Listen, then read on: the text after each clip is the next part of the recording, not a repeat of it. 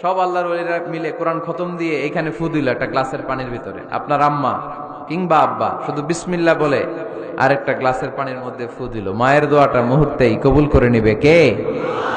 আম্মা আব্বার চেহারার দিকে তাকালেই কবুল হজের সওয়াব দেয় কে? হজ করে আসছেন কারা কারা দেখি?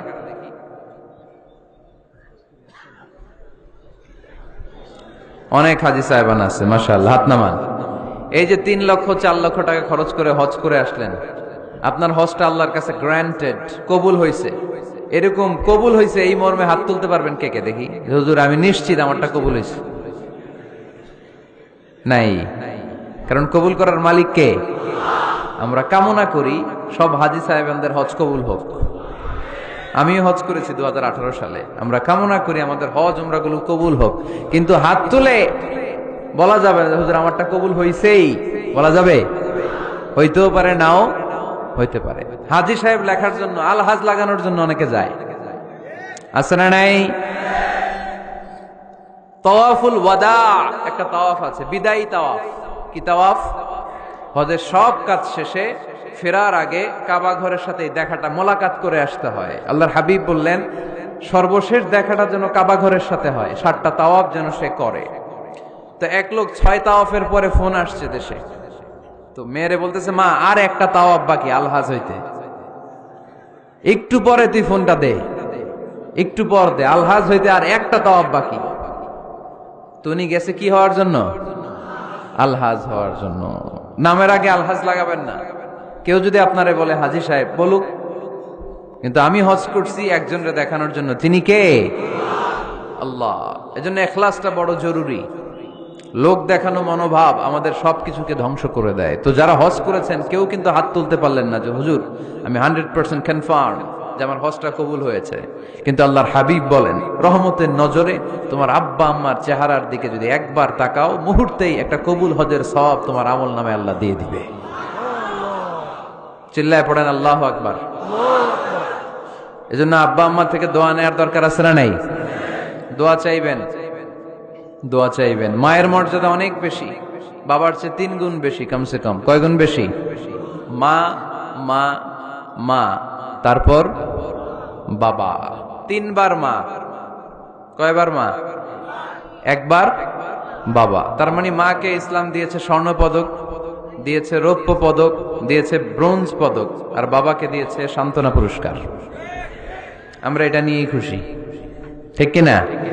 তাহলে মাকে 3টা পুরস্কার, স্বর্ণ পদক মা, রৌপ্য পদক মা, ব্রোঞ্জ পদক মা, বাবারে দিছে কি? সান্ত্বনা পুরস্কার। এজন্য মায়ের মর্যাদা বেশি। লাউ কাতা'তা জিলদাক, চামড়া কেটে যদি মায়ের পায়ের জুতা বানিয়ে দাও। ছোটবেলা যে মায়ের বুকের দুধ খেয়েছো, আল্লাহর হাবিব বললেন 1 ঢোক দুধের শোধ আদায় হবে না, ঠিক কিনা? মায়ের এক ধার দুধের দাম, কাটিয়া গায়ের চাম, পাপস বানাইলে ঋণের শোধ হবে না, এমন দরদি ভাবে কেউ হবে না আমার মাহাগো।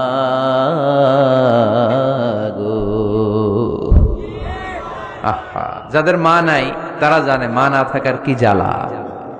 যাদের বাবা নাই তারা জানে বাবা না থাকার কি জ্বালা। এখন ঘরে ঝগড়া করেন, এখন ভাল লাগে না আব্বা আম্মারে, এখন আব্বা এই ভুল ধরে, আম্মা এইটা বলে, এখন অনেক অসহ্য লাগে। তো যেদিন চলে যাবে ওই দিন বুঝতে পারবেন মাথার উপর থেকে ছাতাটা নাই হয়ে গেছে, বটবৃক্ষটা চলে গিয়েছে, আর উপদেশ দেওয়ার মতো কেউ নাই, কাছে আগলে রাখার মতো কেউ নাই। এজন্য আব্বা আম্মা থাকতে আমরা যেন আব্বা আম্মার কাছ থেকে দোয়া চাই। আব্বা আম্মার দোয়া কোনোদিন আল্লাহ তাআলা ফিরিয়ে দেয়। অনুরূপ ভাবে মুসাফিরের দোয়া আল্লাহ ফিরিয়ে দেয় না। সফরে বেরোলেই দোয়া করবেন, পারবেন? মনে থাকবে? এখান থেকে ঢাকা যান না আপনারা? আনতা মুসাফির, এখান থেকে ঢাকা গেলে আপনি মুসাফির, দোয়া করা শুরু করে দেবেন। যদি জুলুমের শিকার হন, মাজলুম, ইত্তাকু দাওয়াতাল মাজলুম, আল্লাহর হাবিব সাল্লাল্লাহু আলাইহি ওয়াসাল্লাম বললেন মাজলুমের বদদোয়াকে ভয় করো, কারণ মাজলুমের বদদোয়া আর আল্লাহর আরশের মাঝখানে আল্লাহ কোনো পর্দা রাখে না। দোয়া করতে দেরি, এই দোয়া কবুল করে নেয় কে? মাজলুমের দোয়া আল্লাহ তাআলা কবুল করে।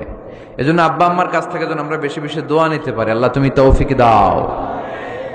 দোয়া চাওয়াও সুন্নাহ, দোয়া করাও সুন্নাহ। বুঝতে পেরেছেন? দোয়া নিজের জন্যও করবেন, অন্যের জন্যও করবেন। রাজি আছেন তো? অনেকে বলে, হুজুর আমার দোয়া আমি করব, আমি আরেকজনের জন্য করব কেন? উনারটা উনি করুক, আমারটা আমি করি, এরকম কথা আছে না নাই? না, অন্যের জন্য দোয়া করবেন, এতে লাভ আছে। আপনি যখন কারোর জন্য দোয়া করেন, ফেরেশতারা আল্লাহর কাছে দোয়া করতে থাকে, আল্লাহ যেই দোয়া সে তার ভাইয়ের জন্য করলো, আগে দোয়াটা তার নিজের জন্য কবুল করে দাও। মা মিন মুসলিম ইয়াদউ লিআখিহিল মুসলিম বিযাহরিল গায়ব ইল্লা ক্বালাল মালাক ওয়ালাকা বিমিসলিন।